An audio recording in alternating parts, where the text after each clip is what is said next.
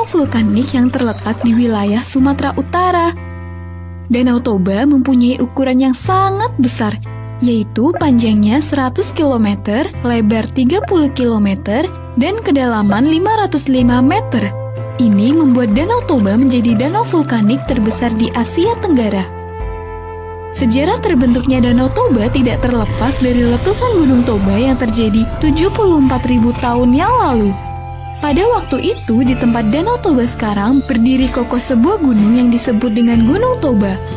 Gunung Toba merupakan supervolcano, yaitu sebutan untuk gunung yang memiliki dapur magma yang sangat besar. Magma-magma tersebut terbentuk dari gesekan dua lempeng benua, yaitu lempeng Indo-Australia dan lempeng Eurasia. Gesekan kedua lempeng yang terjadi terus-menerus akhirnya memunculkan panas yang begitu tinggi hingga mampu melelehkan batuan. Lalu, didorong oleh tekanan yang begitu tinggi, cairan-cairan batuan tadi terus merangkak menuju ke atas hingga masuk ke dalam dapur magma. Cairan inilah yang disebut sebagai magma.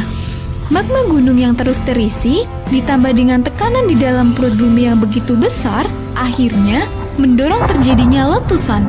Sepanjang sejarah, Gunung Toba pernah meletus 3 kali, tapi letusan yang ketiga inilah yang menjadi letusan paling besar. Bahkan, indeks letusan tersebut mencapai skala 8 Volcanic Explosivity Index atau VEI. Pada saat letusan terjadi, penduduk di sekitar Gunung Toba masih belum tahu tentang apa yang sedang terjadi.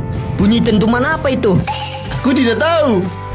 Sampai akhirnya mereka tersapu oleh material vulkanis yang dilontarkan oleh Toba.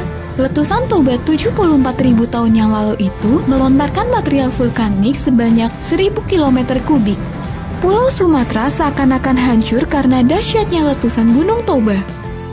Selain itu, Gunung Toba juga melontarkan material vulkaniknya sampai 50 km ke angkasa, hingga material yang berupa abu panas tersebut menghalangi cahaya matahari yang turun ke bumi selama beberapa tahun. Hal ini membuat temperatur bumi turun 3-5 derajat. Pertanian rusak akibat letusan Gunung Toba. Banyak korban yang mati, baik hewan maupun manusia.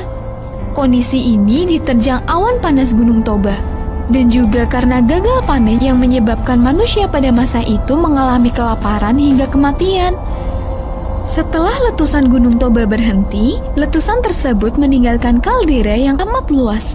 Dan selama beribu-ribu tahun lamanya, kaldera tersebut terus terisi air hujan, hingga akhirnya terciptalah Danau Toba yang seperti kita lihat saat ini. Sekarang, Danau Toba menjadi tempat wisata terkenal. Banyak para wisatawan yang datang ke sini untuk menikmati keindahannya.